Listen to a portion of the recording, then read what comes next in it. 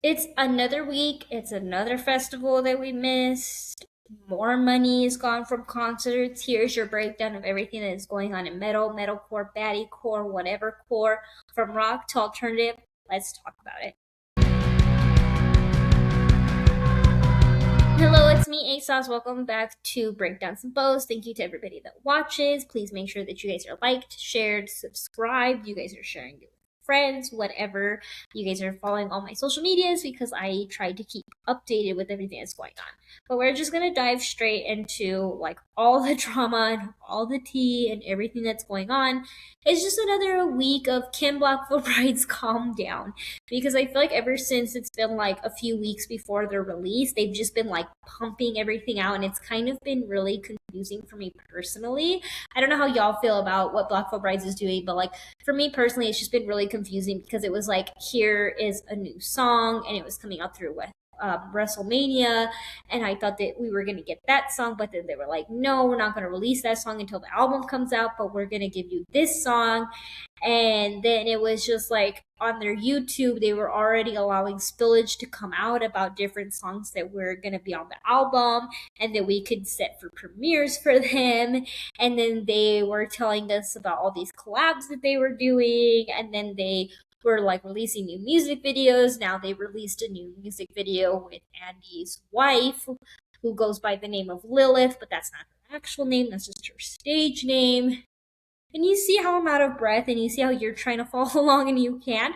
I haven't been able to too. So their album finally dropped, but like I said, this week I just got further confused because it was kind of like, why pump out two singles, you know, when in reality it's been like four singles right before your album drops. I think that they really should have just done one and stick to one. I think that what they should have done personally to not confuse everybody was to go with the WrestleMania song and leave it at that, and then allow the album to come out, allow everybody to just get acquainted to the album, listen to the album in full, come to terms with the album. And then, yes, if Andy wanted to work with his wife, fine, work with your wife. You know what I mean? I get it. I understand.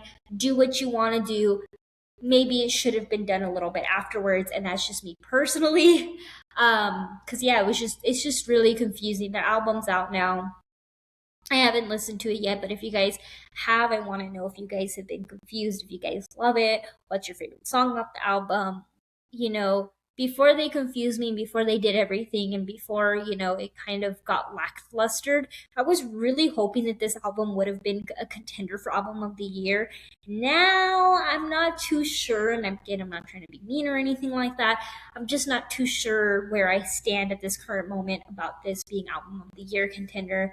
I think that a few of their singles have been very great. Maybe they won't get Album of the Year. Maybe they will just get Song of the Year or Music Video of the Year for the few that I do feel very strongly about. But yeah, it's just been a lot. It's been really confusing to keep up with personally. I've been trying to keep you guys updated. Again, love them. Love them, love them. But we got to move on. We got to move on. We got to let the album muster. We got to let everybody just listen to it, come to terms with it. Tell me what you guys love in the comments down below. What maybe you guys wish was a little bit different. And we'll go from there. So we got to get into Rockville. Rockville is a mess. I know that I said that I really want to go to Rockville. I know I said that I'm like, Rockville is like my dream festival, but my God, are they a mess? So apparently this weekend, severe weather has completely destroyed Rockville. I was seeing all over social media. At first, it was Poppy's set that got canceled. Monitor festival social media for updates. Attention, severe weather is approaching. Calmly proceed to the nearest exit. If you park, please exit the venue and take shelter in your. Literally, she had just started the videos I saw on social media. She just got started with have you had enough? And then they cut it. They said severe weather warning, people need a shelter in place. Blackfoot Brides got canceled as well. They completely cut their show as well. told people to shelter in place. The rain looked crazy. The videos that I was seeing online of the rain, everything going on was just wild. Like, even though they told people to shelter in place in one area, I was seeing that it still was getting a lot of water and still flooded, which sucked because I saw a lot of people sitting on the floor. And then the videos afterwards were people literally like sitting in water. And I was like, oh my God, what is happening at Rockville? I really think that it's devastating about Poppy's set, because Poppy to me is like one of the bands that like you want to see. Like, you want to see Poppy set. It is worth your time. It is worth your money. It is worth your energy. She is an incredible performer. She does live shows like no other. I think it's very devastating for people. I saw people who said that they had gotten barricade for her, which barricade at a festival is no feat. Like, getting barricade at a festival is difficult. Like, you have to be dedicated. You have to be willing to do the work for that, because it's a festival. Like, you're there all day long. You're in the hot sun for hours, And I saw people saying that they were upset over that. And I found out today again that they had severe weather for a second day in a row. Blackfoot Brides got canceled. And what I heard about them rescheduling things is, I don't know if Blackfoot Brides got rescheduled. I think we're going to have to wait, unfortunately, for next week to see an update about Rockville and see what more comes out about Rockville. But Poppy said did not get rescheduled. A lot of the other ones did, but unfortunately Poppy didn't, which I think is so devastating. She was such a queen about it though. Like, again, the videos that I was seeing online, thank you everybody for posting those videos. You're keeping us informed.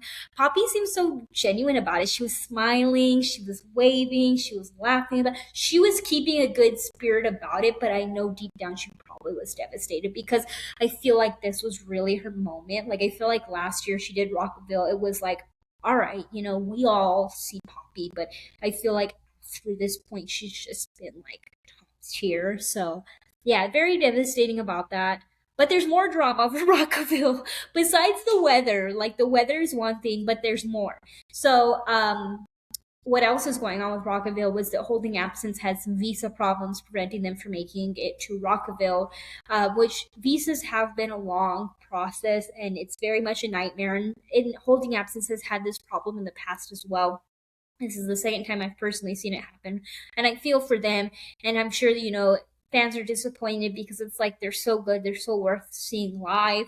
I really hope in the future they don't have any issues. But they were able to work it out despite everything. They posted that they played Friday, but I don't know if they were affected by the weather, because I haven't seen anything from their set. So I don't know if weather took them down or not. But, they tried their best to get there. They worked it out with Rockville. Again, I don't know if weather affected them. I haven't seen anything social media wise. If you guys know if their set got to happen or not, please let me know. Yeah, I know Rockville's been kind of a mess right now.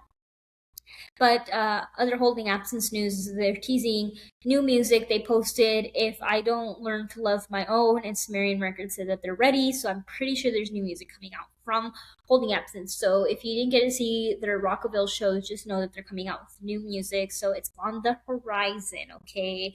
It's coming. Now, with the final Rockville news and drama and what's going on in Rockville this weekend, because it's been a lot. Muffy, she joined Ice Nine Kills on stage for Twisting Knife, and I don't know, the things that are being said about her, they're just so negative, and I don't understand where it's coming from. People apparently think that she's AI, which is wild. Like, how do you guys get to that conclusion? She has posted videos of her singing without any makeup on. Like, none. I don't know how an AI person would do that, but she has posted herself very real, very raw. And I don't get how people still are not convinced over her and her ability to sing and everything. The comments are just so hateful and just so like bitter towards a woman that's doing it. And I'm very appreciative of all the people who came to her defense. I very much see y'all, and I think that yes, like, this is a channel that personally supports women and that wants to see women in rock and see them succeed. So I just don't get the hate, and I think that she's wonderful and amazing, and I'm very happy to see her make a Rockville debut. I think that's probably one of the best things that could have come out from this weekend, is that, and she deserves a lot of recognition and support. We will always support. So now we are moving on to other things. Sonic Festival is coming up as well, which I actually did not look up when Sonic Temple was gonna be, but Sonic Temple is also coming up, and they sold out on their Thursday date, which I said before, like Thursday was the date to be at. So on Thursday, they have My Chemical Romance as the headliner. They have Pierce the Veil, Coheed and Cambria, Breaking Benjamin. They have Flyleaf. They have uh, Dayseeker on there. They have Catch Your Breath, Holding Absence, Windwalkers. They have, I think that's about it that I would personally see. Oh, they have Hawthorne Heights. So Thursday's completely sold out, which obviously I think that Thursday should be sold out. It's a stacked lineup. I think Saturday should be sold out as well because that's also a sick lineup with Bring Me the Horizon, with Architects on there and everything. But nonetheless, Thursday is sold out, and I'm very excited to see what happens with Sonic Temple. Rockville was something. Let's see what happens with Sonic Temple when that comes up.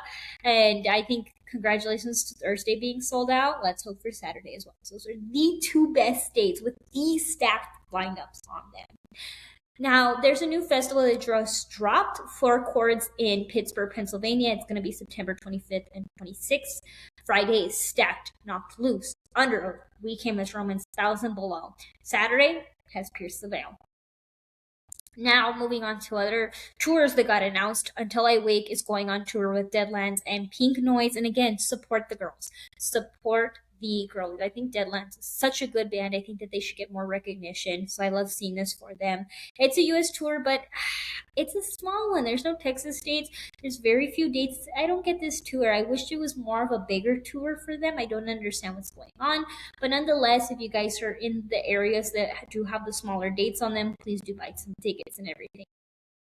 Now, moving onwards, Underoath is doing a van tour to Warp Tour. It has two legs. Leg one is Florida, Georgia, South and North Carolina. Leg two is longer. They're going to Texas, Arizona, California. I love it because they're coming to El Paso. Even though I did get offended because they were like small venue tour, and I said, "Baby girl, why are you offending me here in El Paso? This is so rude." But they're already selling out on some dates, and I love that for them. I'm really excited, like I said, for them to come here to El Paso. A lot of good bands have been coming to El Paso, and I love to see it. I cannot wait at all. Motionless in White is going to be releasing their new album, which we've been talking about for weeks now. What is happening with Motionless in White? What's going on? We knew that this was coming, and it's finally here. On July 17th, it is going to be called Decades. The album has a lot of features on it. One with Corey Taylor of Slipknot. Another one's going to be like Let the Blood Spill featuring Dark Divine. And basically, it's a culmination of their career of 20 years, which I think is bonkers that it's 20 years. So congratulations to them. We can't wait for that to happen. A lot of albums are going to be coming out on the same date, which is going to be very, very interesting. Now, I want to give a huge congratulations to Dayseeker with their number one mainstream rock airplay, Crawl Back to My Coffin. They are on tour right now, and a year later, it's so nice to see their music being blown up and getting the recognition that they deserve. We love it. We love to see the recognition. We love to see them getting everything that they deserve. So congratulations to them. I hope the tour keeps going very well for them. Sauce 6 is releasing a new song called Brutalist, which already came out. LOL, it was yesterday. Go ahead and listen to it, y'all. It is really amazing to see everybody just coming out with so many different things. You know, you get to see what you like and what you don't like, and whatever it is your opinion. Secrets is releasing a new song on May 15th. Please pre-save it. I want to see what Secrets comes out. To me, Secrets is like a big band back in like the Warped Tour days, like 2010s and all that. So I'm excited to see if they're going to also be a comeback band this year, like all the other bands are, but we'll see. There's nothing new from Sleep Token but an anniversary of their last album. It's going to be an acoustic album, and there is merch, but there is some drama that I saw. So apparently there's some drama with some copyright violations that RCA was striking down on. And I was like, what? What is happening? So this is the post that I had seen, and I was just like, what on this planet Earth, like I said, is going on? It just doesn't make any sense to me, I mean, I've seen some copyright violations and everything. So it says, what is Sleep Token and RCA doing? This week, the conversation takes place in the wake of a wave of Sleep Token related content being taken down across the internet. The lads discuss what the source and the reason behind it might be, as well as touching on the joy and humanity of live music and how live auto-tune and implied live one take videos can impact the experience and special guests. Now, they're basically talking about how all this sleep token stuff is being taken down and being striked for copyright violations. And I was like, what? I mean, I know that this has been happening in the past, and Sleep Token has very much said that they're not the ones striking down on this. It is their management and it is RCA label. So don't be thinking that, Sleep Token thinks that they're bigger and everything like that. It's not that at all. It's just the fact that it's their team that's doing it, not so much them. So as much as I want more from them right now, this is all we're getting. Now, for the last bit of tea, Johnny Reeves was in a band apparently called Kingdom of Giants, which I didn't know he was in a band before the Amity Affliction. I mean, he probably was because obviously, you know what I mean? But I just never clocked it myself. But apparently, he was in Kingdom of Giants. But obviously, in 2024, he had joined the Amity Affliction and he had replaced Aaron Stringer, which of course brought in its own bit of drama about him replacing Aaron Stringer. He had clarified in the Downbeat podcast that when he did finally decide, because he joined in 2024 and then he had to obviously exit Kingdom of Giants because the Amity Affliction was just going to be the band that he was in. And obviously, he's a huge impact on this new album that they have. And he is a voice that I feel like you can't deny right now.